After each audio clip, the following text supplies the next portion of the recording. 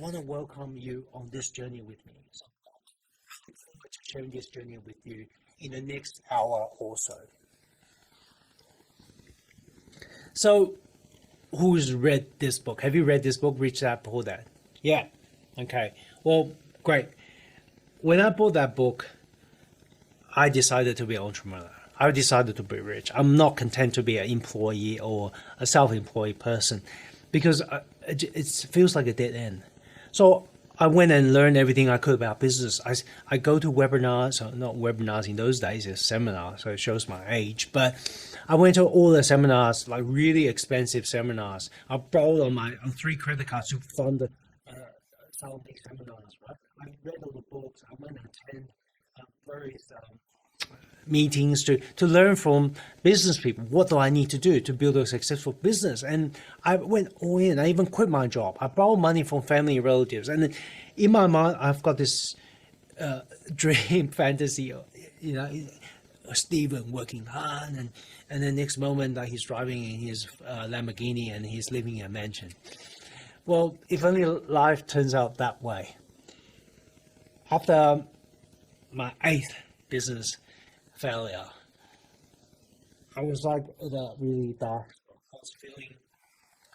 Well, I mean, I owed a lot of money. I was living in a tiny apartment, and I went back to the rat race, and I felt like a failure. I felt like a failure in front of my friends and family, and within, I'm thinking maybe I'm not cut out for this. Maybe I'm not meant to be a business person or entrepreneur. And I really struggled with that. Now, I went to a leadership course in Atlanta, US. And at that time, I had a side business, right? It's an entrepreneur bug. Like, I thought, so this is about 3 to 4 years later. And I was doing a course. I had 2 ex-Googlers who was teaching me the course. It's called, in the course, we're doing an exercise where we write down. We're doing journaling. And we're not meant to put a filter on. We're told to write our vision and of what it is like. Today, I'm about to die. What would I want my life to be? What's my 5-year vision of what my 5-year future is going to be? What I uncovered as I was reading it, I went back to Sydney and I shut down my business. This is okay. It's near trivia 3 years.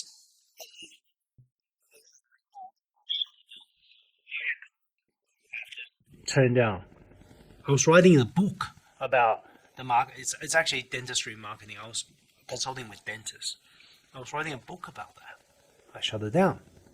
Didn't even publish it. Right? It was with the editors. Why? Why did I shut down a business after that? Well, what I realized in that session, that it's a mindfulness exercise where we're told to let our mind flow and don't stop writing. So we write continuously about our vision, but there's no judgment. We only review what we write afterwards. As I was writing my ideal future, I realized what I was doing was not my ikigai. So ikigai is a Okinawan Japanese concept about living the best life. So iki means life and gai means value. What the heck is that, Stephen? You ask. Well, let me show you. Well, in life there are things we love, right? Like our passions. Things like, well, some people love knitting. I don't particularly, but some people are passionate about knitting and craft. I'm passionate about uncovering my full potential. I want to live a best life. So, and then there's stuff that will get us paid. Yep. And then there's the stuff that requires skill. And then there's stuff that the world needs. Okay. So ikigai means to find that center. Right? If you see what I'm drawing on the screen, the center is a balance between what you love, what you're going to get paid for, and being working in a way that you actually grows your skill, right? A journey of mastery, like a pianist or a violin player, that requires skill of mastery, and it's needed by the world. So it's not just needed by you personally, but it's actually something for the greater self, for the community. When you can find that, your community, combine that with your passion, combine that with being able to make income and ability to grow your skills, you're living your best life. I realized my business, I was getting paid for it. It requires skill. It's not in the center. It's what in Ikigai we call a profession. Yeah, I'm not going to go through the whole concept of Ikigai, but you can look it up. It's Ikigai. You can look up the concept. Now, my profession, and because of that, I realized that's why all my business failed. It was such a struggle. I went and set my intention in all these business women. I set my goals. I said, I want to fly. I'm rich. I program my mind with subliminal programming, NLP. But I'm programming my mind for the wrong thing. And that's why there's a resistance within. I always sabotage myself. I make the wrong call. I make the wrong decision, the wrong investment. Because when I'm programming my mind on something so superficial, so shallow, when with what I love to do, what the world needs, I'm just living a selfish life. And that is a realization that was exciting for me at the time, because in the sense that I now know what I need to do to find that balance. On the flip side, I was angry. I wish someone told me this earlier. I wish someone told me a decade ago, because I would not have wasted so much of my bloody time. I wouldn't have 8 business failures. I can get there a lot quicker.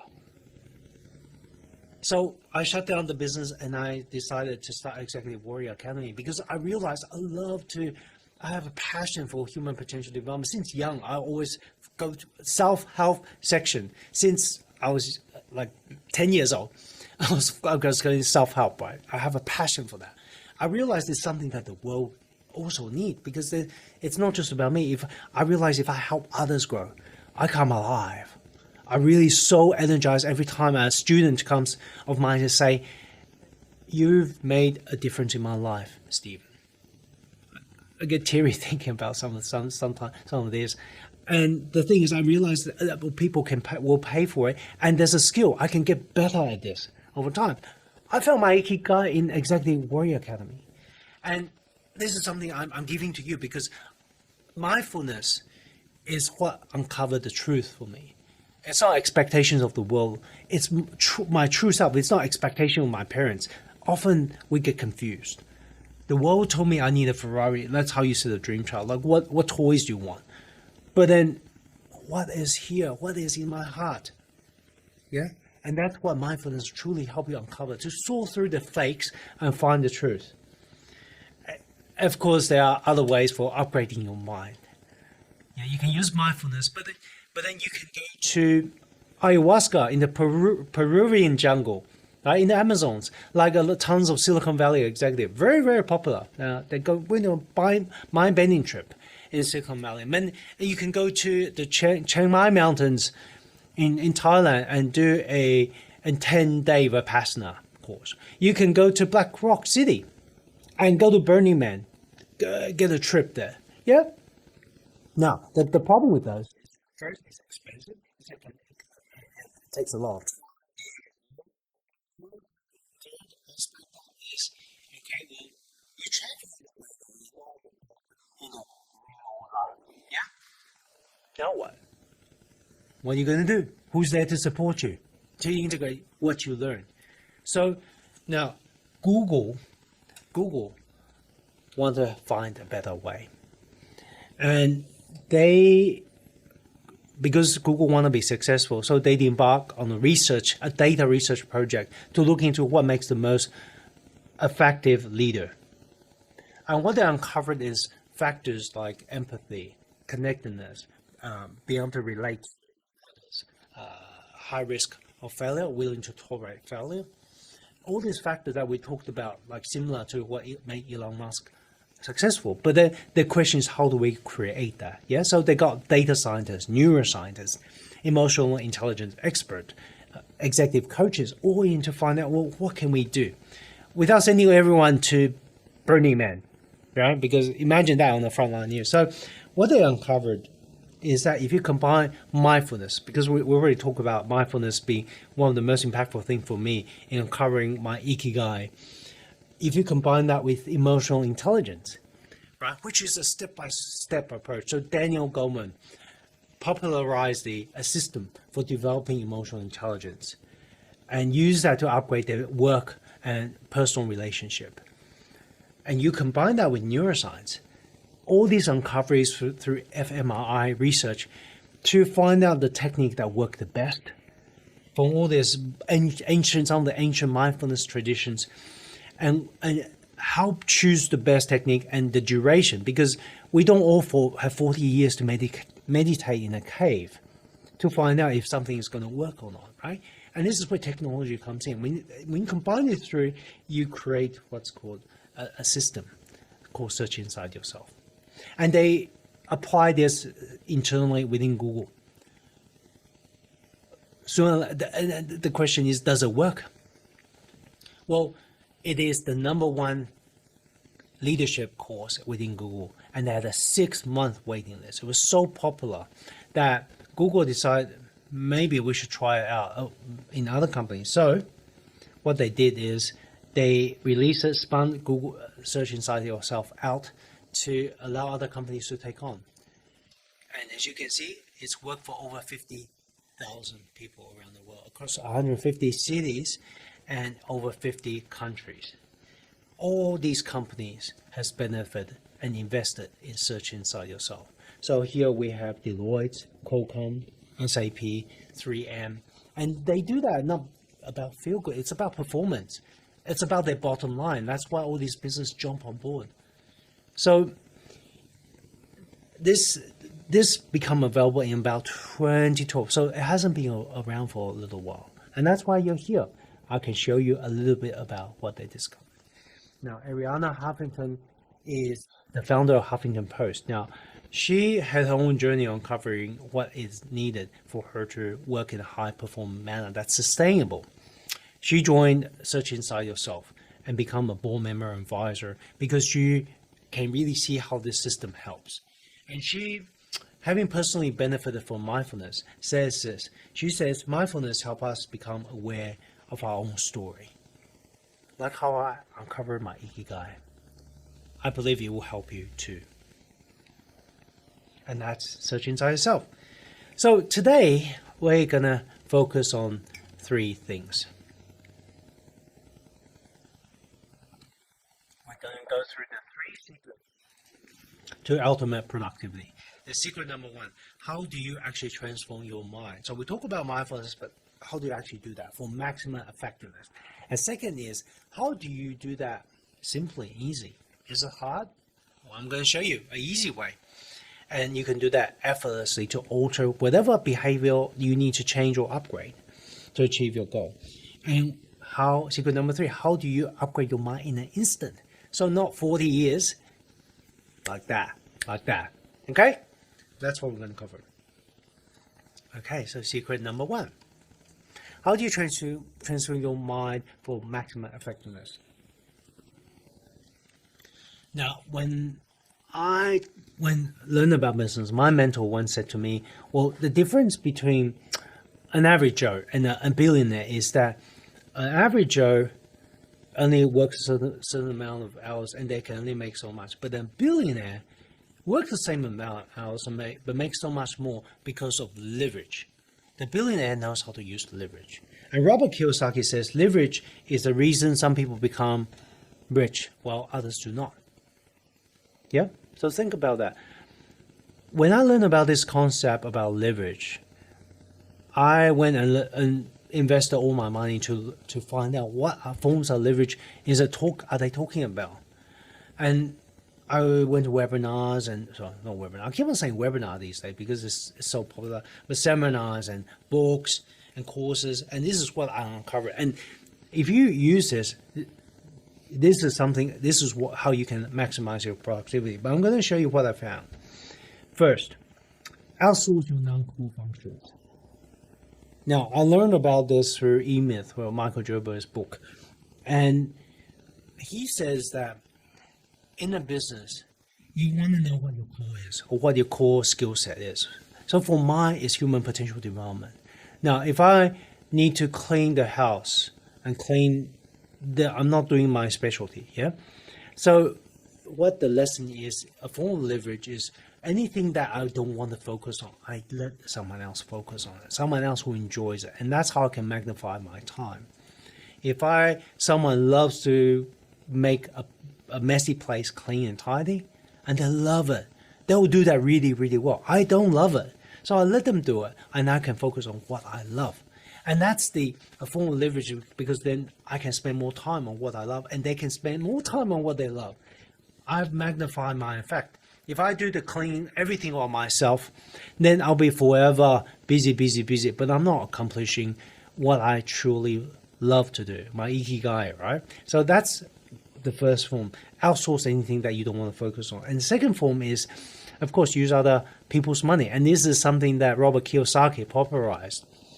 You borrow good debt, good money, good debt, which is borrow money to create cash generating assets.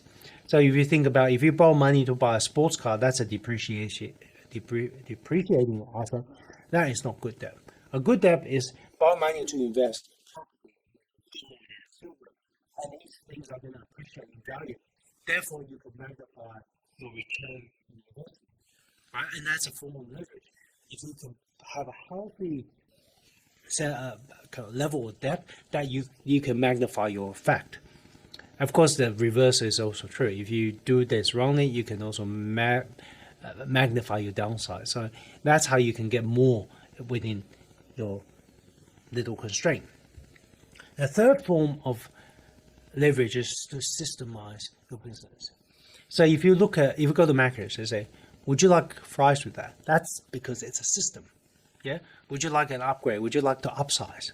And that's a system, because they realize if they systemize their processes, they can get teenagers to run the entire business, pay the minimum wage, when their parents can't even get them to clean the dishes. That's a power system. A system allows you to make it a no-brainer and make anyone take on that system. And then that frees you up to do something else. So that's a form of business leverage. Allows you to outsource easier as well. You can work on your business rather than stuck in the detail.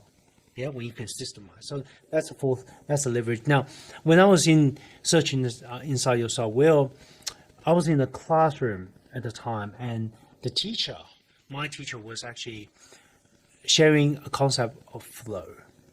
Now, flow is a mental state, and you would have experienced, if you play sport and you've ever been in a time where you feel you're in the zone, you've got hot hands, like no matter what you do, everything just works.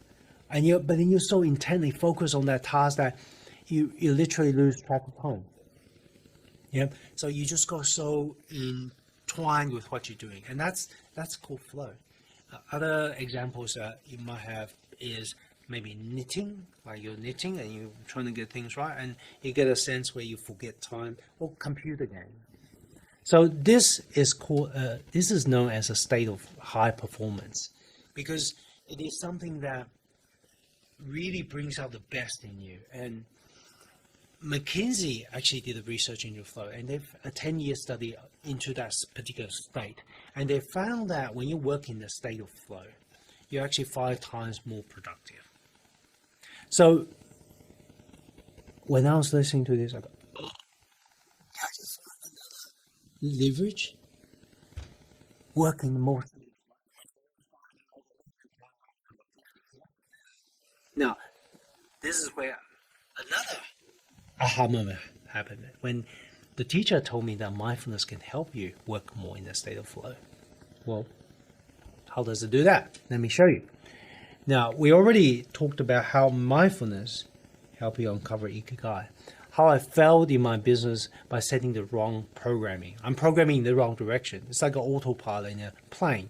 Program the wrong direction, it flies to the wrong destination.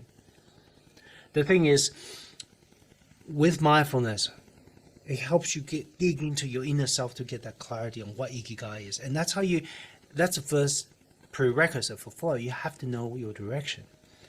The other way that mindfulness help with flow is there's a level of challenge and there's a level of skill. When the challenge greatly exceeds the level of capacity or your resources, that's where you can get stress, overwhelming anxiety. You could actually burn out. And that's what happened to Arianna Huffington in her story. Now, she burned out, I can't remember what year, 2007. And she literally collapsed and hit her head. She blacked out in the office. And that's when she expanded her business so quickly. She got so busy. It was beyond her physical and mental capacity to cope, and that's why she collapsed. Mindfulness help her realize where to find that balance. When she pushes too far beyond the flow zone, so this is the flow channel that we talk about, mindfulness help you realize that. Mindfulness also help you prevent procrastination, because that's what boredom is all about, right? If you got something menial, low as in it doesn't require much thought, it's low challenge, and your skills are geared for much higher thing, you'll get bored. You'll probably put that off. Often that's what procrastination is all about. So mindfulness help you stay in that channel. As you increase your challenge, your expansion in business, and you expand your skill together, you find that appropriate balance where you're constantly working that flow channel. So George Mumford, a legendary coach that has coached Kobe Bryant, Michael Jordan. I was going to say Michael Jackson, not Michael Jackson. Michael Jordan, Kobe Bryant, and Shaq O'Neal. He says mindfulness help you be flow ready. He trains all these great NBA basketballers how to apply mindfulness and in the game, and how you can stay in the state. So that's a full. So I learned about that in searching inside yourself. The thing is, I wasn't the only one that benefited from this. Learning about this, how we more engaged at work. It's also helped Hannah. So Hannah is a leader that she's responsible for launching Stratolaunch, which is the world's largest aircraft. And you can go to YouTube and check out video. And she led the team that's responsible for the launch. Now, during the preparation leading up to launch, there's a lot of stress, a lot of sleepless nights. But when she did Search Inside Yourself, she said that I could focus on what is needed attention right in front of us, and not let lack of sleep and emotions affect the moment. But often lack of sleep and emotion can affect your decision. You can make bad calls, like it has for me. But mindfulness and Search Inside Yourself can help you with that. So some of you were probably wondering, well, I have a mindfulness app. Why do I need Search Inside Yourself? Why do I need to invest time in this system? Because Search Inside Yourself isn't mindfulness. Okay, it sounds contradictory, but it is a system for leadership development. It uses mindfulness. Remember, mindfulness is right factor, emotional intelligence, and developing it, using it to develop emotional intelligence guided by neuroscience. So it's a system for growing your capacity to handle more. And we learned about that in Professor Robert Keegan's work on vertical leadership development. And we know that for us to grow our capacity to handle more risk, to handle more fear, to handle more uncertainty, we need a process for us to handle our emotions, and mindfulness helps with that. A lot of apps you get is more like you feel stressed and you get relaxed. You listen to it to feel better, to go to sleep. So almost in a bad way. I don't want to sound too negative. It has its place, but it's almost like a societally approved drug. You get stressed at work and you go and do your app, you feel better, and then you do repeat the cycle tomorrow. But searching inside yourself is a system for upgrading your entire business. It will make a difference in the real life, so that you don't get stressed in the first place, or anxious, or burned out in the first place, or bored. You find that right balance and create flow in your work. So, and it does that by, of course, a system. right? So as you can see in this little diagram, there's the inner work, the stuff that helps first develop your self-awareness, your inner self-management. Because when we're talking about fears, risk tolerance, often it creates a reaction within us. That's what we can't handle it. We tend to veer towards what's secure and what's known. But then applying it to actualize us, to motivate us, to achieve things, not just for ourselves, for our family. And then finally giving the skills to handle relationship, to handle leadership, which is very complex. It's not just about you anymore. It's about handling people who report into you, people in your company that you lead, that you need to inspire to do the work that's necessary. And a lot of this search inside yourself is based on research done by Daniel Goleman. And he was actually one of the key founders for Search Inside Yourself. So we've gone through a lot now. Some of you might think, hey, I heard mindfulness is a religion. It came from Eastern religious traditions. Is that true? Well, yes, in the sense that in the Eastern tradition, there is a lot of these practices, and we use neuroscience to pick out some of these practices. But I want you to know that these are practices also exist in other religions, like Christianity, and also Judaism, Sufism, and Quakers. So there's a Christian meditative tradition where they're focusing on a holy word like Jesus or God or Holy Ghost. And then they'll meditate on that word and calm their thought. Whenever their minds start to wander and think about anything else, they bring them back to that word, that grounded, anchoring holy word. That's actually the same as a lot of the Eastern traditions. So what we learn from that is it's actually agnostic. Meditation is actually a universal human tool. It's just that religion like to grab us, it's a religious practice, but it's actually the other way around. All cultures have some kind of mind upgrade practices or mind upgrade exercises. Yeah, and that's why they use.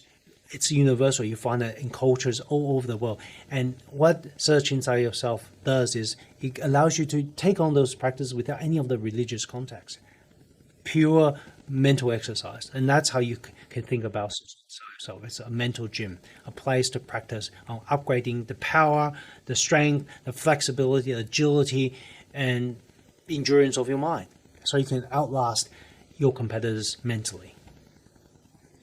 So, in summary, how do you transform your mind for maximum effectiveness? It's of course through mindfulness, through neuroscience, and through emotional intelligence.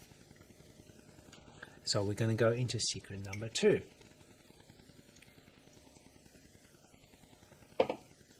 How do you effortlessly alter your goal, your behavior to achieve it? Now, entrepreneurs, right? They're probably their worst enemy. Think about it. What do you think is the number one problem that leaders always have when they need to hit the next target or hit their goal or transform their organization? Any guesses? Yeah, you'll be completely surprised. Changing their habits. And the reason why they struggle so hard with changing habits or changing how they think about the problem is because their habits and their way of thinking is what brought them to their level of success in the first place. Yeah, so their thinking brought them to where they are. Now, if COVID has taught us anything, if the changing business environment and the dot-com boom collapse has changed us anything, is the world is constantly changing. The world is changing all the time. And when the world changes, the condition required to be successful in the future also changes with it. And therefore, what brought us here today may not help us get to the future. Einstein says we cannot solve our problem with the same thinking we used when we created them. Exactly, right? When the world is changed, the problem has changed, our thinking needs to go with it. Now, that is actually quite difficult. And that's why some people say you can't teach an old dog new tricks, because they're used and stuck in the way of thinking. And this concept brought up reminds me of John. So John is a senior executive at a large enterprise. Now, I've not used his real name to hide his identity. So because there's some coaching privileges there, that confidentiality that I want to keep in place. But John is a senior executive at a large enterprise, and he was actually being groomed to be the next CEO. Now, he had a lot of success in the organization, right? So in the organization, he's led many successful deliveries and transformations, and that's why he has been groomed. And he has a mentor, Craig. Craig thought John has such a potential. That's why he actually wanted to mentor him, almost like a father figure to John. And when John was being groomed for the CEO, he was brought into a lot of strategic planning sessions. But what was happening is that John is constantly missing. He seems to be always fighting fire, always looking to, there's always an emergency from his area that he needs to work on. And they don't quite know what is it. So they ask Craig to investigate. Now Craig asked John, and understood that it's all these problems in his old division that requires John's assistance. Craig, out of goodness, told him, well, John, you need to delegate this. You can't always just jump in. We need you in these strategy sessions. So John said, oh, okay, cool. All right, cool. I'll go and learn delegation. So John did do that as a conscientious leader. He wants to succeed. So he went and did all these courses. But after all these courses, strategy session happened. Okay, he turned up to one. Next few, missed out again. The board got so concerned that they basically said, hey, look, Craig, I think John's not cut up for it. I don't think he's the right person. And Craig, okay, quickly let John know the news. And of course, John was very concerned. And therefore, Craig got his coach to come in and to help have a conversation to try to coach John through this situation. And after an extensive coaching conversation, he realized that John came from a blue collar background. So his family, blue collar, and the best leaders always get their hands dirty and in with the boys to fix things or to sort things out. He grew up with the mind that that's the only form of leadership that's successful, and that will make him successful. And this is what he did. He basically became that type of leader. He gets his hands dirty. He's always in with his team, right? But the thing is, now what brought him a lot of success is now preventing him from progressing, right? It's actually getting in the way. Because if that's the only form of leadership that's successful, then he could never work on a strategy. He could never think a big picture of what's coming down the track. And so his coach will say, well, John, let's try this. Next time your team call you away, let's try this technique called handoff. You know what you need to do. You need to think more strategically, but somehow you're not doing that because of this. Let's try a little experiment and see if when the next time when your team says there's an emergency, you're going to try on this. First, take a deep breath. Actually, you can try this with me, okay? So it's very simple. Take a deep breath. Put your hands on the chair. Second, take a deep breath. Just feel the fabric of the chair. Just feel the pressure. Then third breath.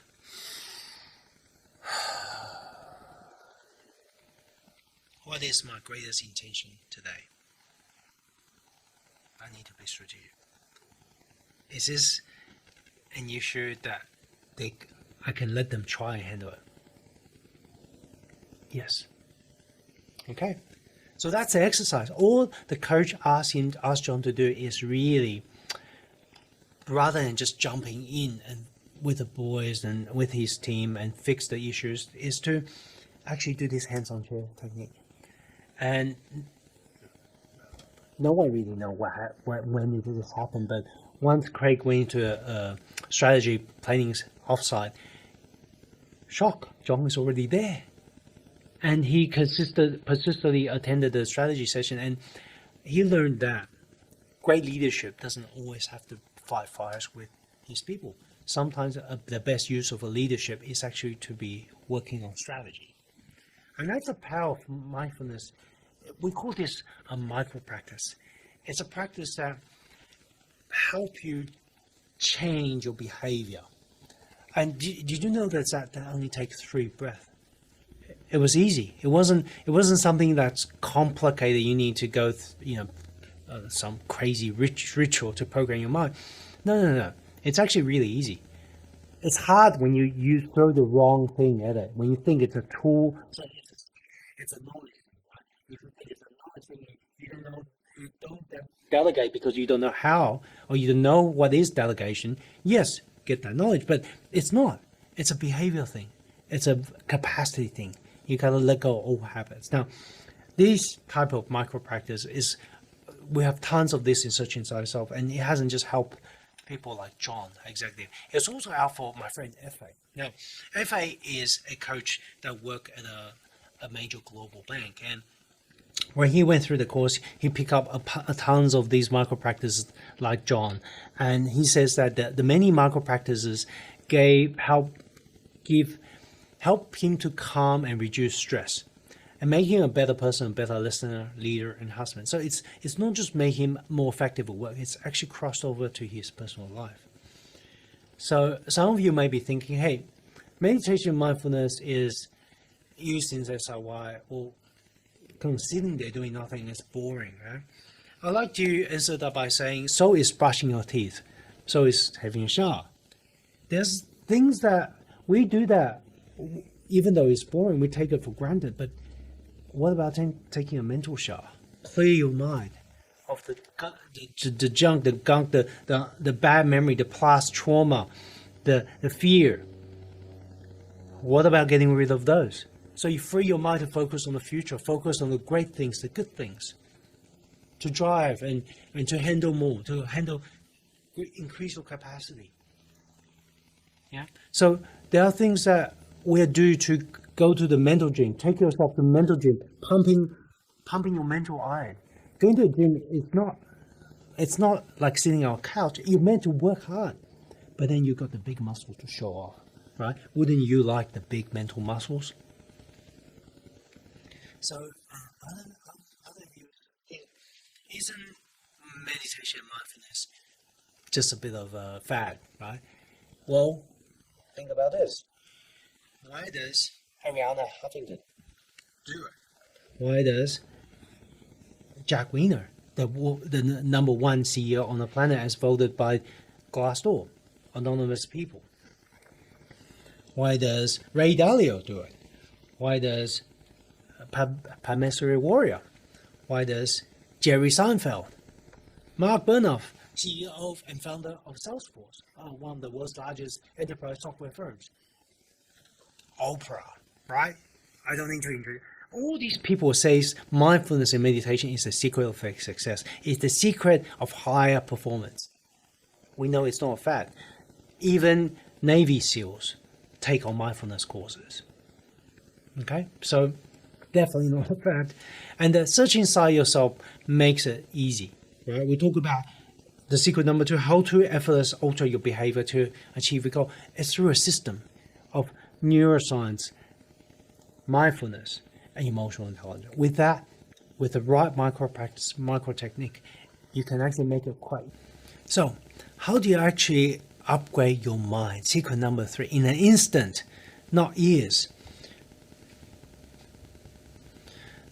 Now, what I'm showing you is the remaining of probably the biggest business failure. I quit my job to form Thermal. It was a digital music store that meant to compete with iTunes.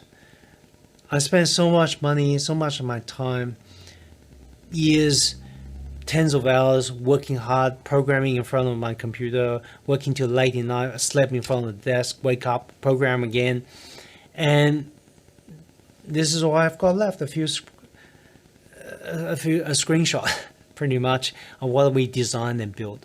All that coding, all that years, And the thing is, I did everything they said. I burned my boats. I quit my job to do this. Right? I was living on credit card and paying the minimum amount. And after that, I ran out of money. Have to go into get a job again, and rejoin the right race because I need to pay the bills. Now, of course, I've still got a business bug, right? And I started some side hustle, and I see myself as a side hustle hero. Again, this image, this dream of mine. I'm gonna work hard late in the night, and everyone's asleep. So I put my kids to sleep and do hours of work and work every Saturday to start a business on the side. And one day my wife, after a few years of this, my wife asked me, "Hey, Stephen, how's it going? You've been working really hard, and I'm worried about you." I thought, oh, okay, well, I thought I was doing well. Yeah, I haven't really accomplished as much as I could. And originally, when I was working at night, I work with, and I'll maybe watch a little YouTube, take a break, go to the kitchen, get some food.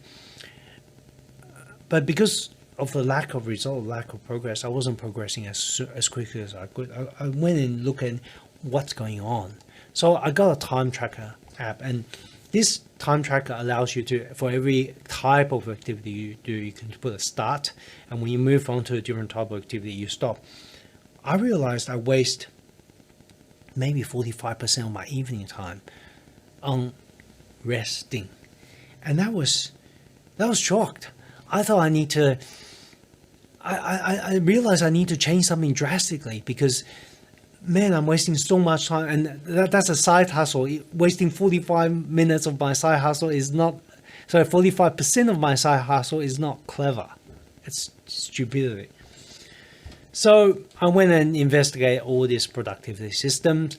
I read Eat the Frog, where you do the hardest thing first. I learned about, what else did I cover? Personal Kanban, getting things done, all kinds of productivity system. And because I realized I need to manage my time more effectively. Now, the thing is, they're all good in a sense, but they're not transformative. So then I stumbled upon Pomodoro. Like, someone reintroduced me to Pomodoro. I actually knew about this system from years ago, right? As a software engineer, Pomodoro is very popular. It was developed in the 1980s by Francisco Cerullo. And this system, it basically helps you focus, because we got a limited amount of focus time. And it basically works to the maximum length to give you a break, so that in that space of time, you can really focus and concentrate. And this is how the system works. It's actually quite simple. First, you decide the task you want to get done. Then you set the timer. And this, in the traditional case, is like a tomato timer or egg timer, 25 minutes. You work on the task, you focus. Within that 20 minutes, no phone calls, don't get out of desk, no drinking, no toilet, no breaks. You focus on that. Then at the end of that, you take a 5-minute break. You take what's done, okay, done. 5-minute break, only 5 minutes. 5 minutes, you're back in your desk. So none like hours of YouTube browsing and kitchen raiding, yeah? And after, if you've done, so you're looking to build up to a certain number of Pomodoros before you can take a longer 15-minute break.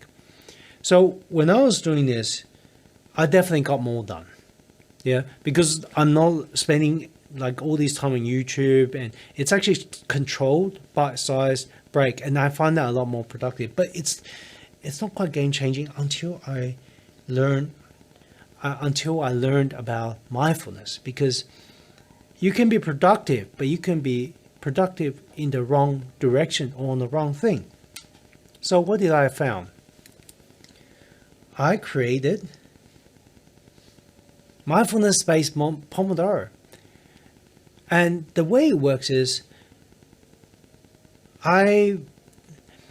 before you begin, you take by 3 breaths, right? You take a first breath, focus your intention, And you can do this with me again, micro practice. Second breath, soften. And third breath, what's my intention now? What do I need to focus? Okay, I need to finish this particular recording. I need to finish this report. I need to get this business going. So, okay. Then I do the Pomodoro. And the difference is with this is I find that using this way, I literally quadrupled my business within 18 months. I was just that much more productive. I got through more work in 2 months than I did in years of working hard but not very focused. Yeah, this intention setting. When you take a deep breath, you oxygenate your body. Right? When you relax and settle, you calm your nerves and you can think clear rather than reactive. It enables strategic thinking. When you actually breathe, your brain wave actually changes. You breathe, slow down your heart rate, slow down your breathing, and actually Navy SEAL. So David Goggins talks about this in his book, Can't Hurt Me. You need to, even when you're under fire, you need to calm down, slow down your heart rate so you can think more clearly, more strategically of what you need to do. This is exactly the same thing. We are calming ourselves, so we're setting the right intention. And that small thing, like that. I've just added 3 breaths. It was that easy. Yeah. So when I quadruple my business, it's like, wow, okay. You know, this tiny thing can make a huge difference to how productive you are in being productive in the right way. And that's what I realized with mindfulness. It really transformed how I work.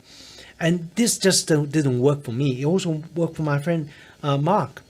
Now, Mark is an organization coach, and he practices 3 breaths every time he feels like losing focus or facing like a real challenging situation. Yeah. So, and this is something that really helped him become a better leader. So some of you think, hey, mindfulness is a fancy name for relaxing, napping, or even self-hypnosis. Well, the thing is, let's deal with this question. Relaxing and napping. Now, if I'm just relaxing and napping, I do that quite well. You know, I take a nap every so often and I just raid the fridge. We already know where that's going, right? It's not effective. So, but what about self-hypnosis? I did do that. In a lot of web like seminars I attended, we do a lot of subliminal programming and self-hypnosis. We listen to tape to sleep and to program our mind. But one thing I realized with self-hypnosis is often like programming away things you don't want and programming in what you want. So it could be a habit you're trying to quit. It could be fear, so you don't feel fear and you're more tolerant risk. But what they realize with modern with psychology research is that often what makes you afraid is there for a reason. It's actually full of useful information. With self-hypnosis, you're actually blinding yourself to all these things that could potentially help you. Yeah. And you're just programming them away. But then with mindfulness, with searching inside yourself, what you're doing is not about hiding these things. It's actually making them more vivid, right? All this fear, this uncertainty, this anxious, you're making it actually more heightened the sensitivity to these things, and you actually controlling and mastering so you don't let it control you. So it's like this, right? I like to think it's like self-hypnosis is like you've got sharks swimming in your head, and you say, no, there is no shark, there is no shark, there is no shark, and you're not wanting to see it, you hide them. But then mindfulness and emotional intelligence, or basically searching inside yourself, is about, hey, I'm going to ride that freaking shark. I'm going to tame it. I'm going to make it my own. I'm going to make it my I don't want to say those words, but my offense on my starts with B. I'm going to take ownership and I'm going to drive it. Fear is useful. When you face a fear, it makes maybe there's something you need to be careful, you need to watch out for, right? And fear of losing or fear of failure, because then it makes you what contingencies you need to do to actually cover yourself. And that's using this emotion productively. But then when you're controlled by it, when you're being held captive by these emotions, that's when you lose control. But subliminal programming, hypnosis, try and program away, you're actually not dealing with the issue. You actually lose all this opportunity that will actually help you become more successful. So that's why this is completely different world. It's a different tool, search inside yourself. Now, you think my life may be too stressful and you don't have time to meditate. I want to introduce you to a guy. Now, this guy was extremely busy fighting the colonial powers who actually dominate his land. And he's also trying to prevent his country from ripping all the different religions from ripping themselves apart, killing each other. The Hindus, the Muslims, they're fighting war. This man is probably understandably extremely busy, and his name is Mahatma Gandhi. Now, what did he say about busyness? I have so much to accomplish today, I must meditate for 2 hours instead of 1. Right? This is the thing. We put excuses for ourselves, that we're too busy to do something that's meant to help us become more effective. But the thing is, if you don't, you will never be more effective. And this is a concept of slowing you down to speed you up. As Stephen Covey said in 7 Habits, sharpen the saw, sharpen your mind, train your heart, train your emotions, and take advantage, control the shark, make it your own. And this is probably the most important thing you can do for yourself. Okay, so how do you upgrade your mind in instant, not years? With the search inside yourself, right? You integrate mindfulness. Use mindfulness, use emotional intelligence, use neuroscience, and use that to upgrade in very quickly.